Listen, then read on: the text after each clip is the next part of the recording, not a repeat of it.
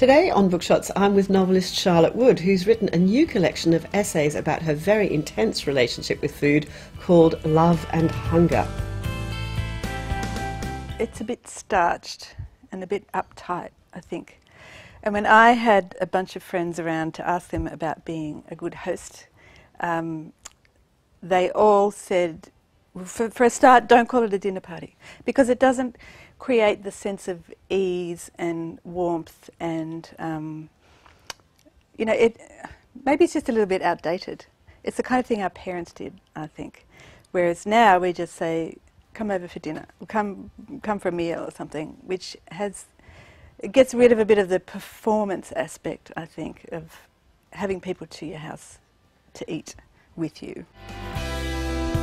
I did write a thing years ago about cooking to impress, about after I had cooked a duck from a very flash Neil Perry recipe that you needed a bicycle pump, an electric fan, and all kinds of stock pots and equipment. You had to, separate the skin from the duck and blow it up with a bicycle pump and dunk it in.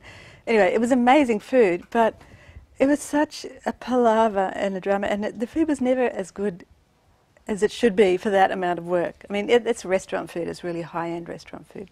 So when I was younger, I did a bit of fancy-pantsy, that sort of cooking, but that's not what interests me now about cooking.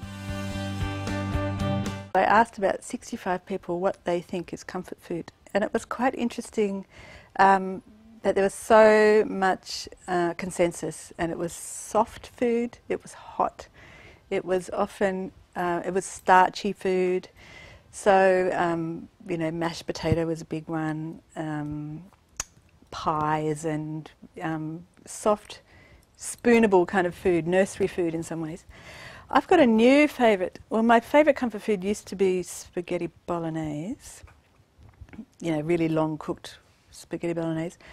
But just lately, I've become very enamoured of a mushroom ragu on soft, creamy polenta. And it's because you can eat it in a bowl with one hand while you're lying on the couch watching TV. That's my idea of comfort food. It makes you it's a really, really easy way to make you feel like a really proper cook. And I wrote about stock in the book as a way of getting your kitchen mojo back, because there's no performance attached to it. You can make stock, it's so easy, it really involves water, a few chicken bones, an onion and whatever else is rotting in the crisper, so a bit of carrot or celery, whatever.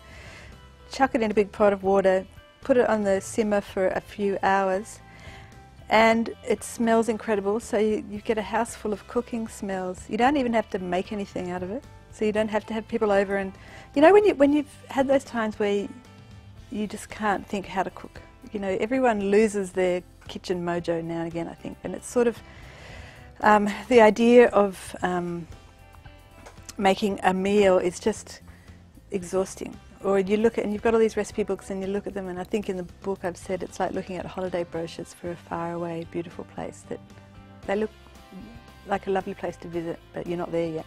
So I love the idea that you can spend you spend about 10 minutes actually, but you feel that you've spent a day cooking. You can actually just lie on the couch and read a book, and then you have this, it's kind of like nectar, that you can base so many meals on, and it feels like you are cooking from the beginning, but yet it's the simplest, easiest thing in the world.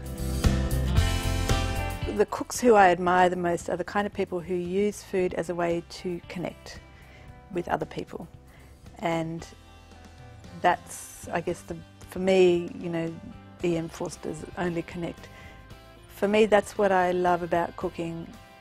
Is really, it's not so much about the food, it's about bringing the people together around a table to have great conversations, to become friends, to have arguments, to work out problems, to create all kinds of things that they wouldn't do unless they were eating together. And I love that, and that's really, for me, the biggest pleasure in cooking. You'll love Love and Hunger if you want a book that's going to feed your mind as well as your stomach. It's full of great ideas, opinions, and some very easy recipes.